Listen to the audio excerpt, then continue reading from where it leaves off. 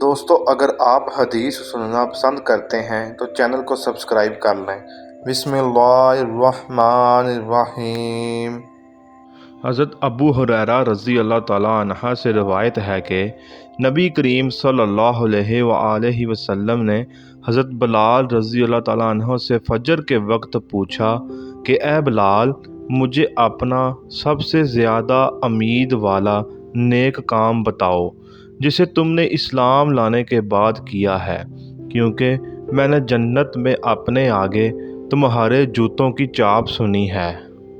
حضرت بلال رضی اللہ تعالیٰ عنہ نے عرض کیا، میں نے تو اپنے نزدیک اس سے زیادہ امید کا کوئی کام نہیں کیا کہ جب میں نے رات یا دن میں کسی وقت بھی وضو کیا تو میں اس وضو سے نفل نماز پڑھتا رہتا جتنی میری تقدیر لکھی گئی تھی۔ نبی کریم صلی اللہ علیہ وآلہ وسلم نے فرمایا، اے عبداللہ بن قیس، کیا میں تمہیں ایک کلمہ نہ بتا دوں جو جنت کے خزانوں میں سے ہے؟ میں نے کہا ضرور۔ فرمایا، لا حول ولا قوت الا باللہ کہا کرو۔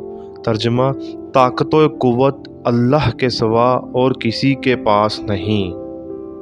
حضرت ابو ہریرہ رضی اللہ تعالیٰ عنہ فرماتے ہیں کہ میں نے عرض کیا، یا رسول اللہ، قیامت کے دن آپ صلی اللہ علیہ وسلم کی شفاعت سے سب سے زیادہ سعادت کسے ملے گی؟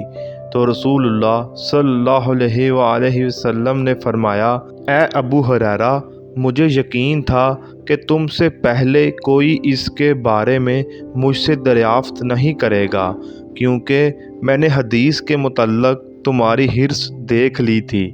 سنو، قیامت میں سب سے زیادہ فیض یاب میری شفاعت سے وہ شخص ہوگا جو سچے دل سے یا سچے جی سے لا الہ الا اللہ کہے گا۔ اللہ پاک ہمیں ان احادیث پر عمل کرنے کی توفیق عطا فرمائے۔ دوستو، یہ احادیث خود بھی یاد کریں اور دوسروں کے ساتھ شیئر بھی کریں۔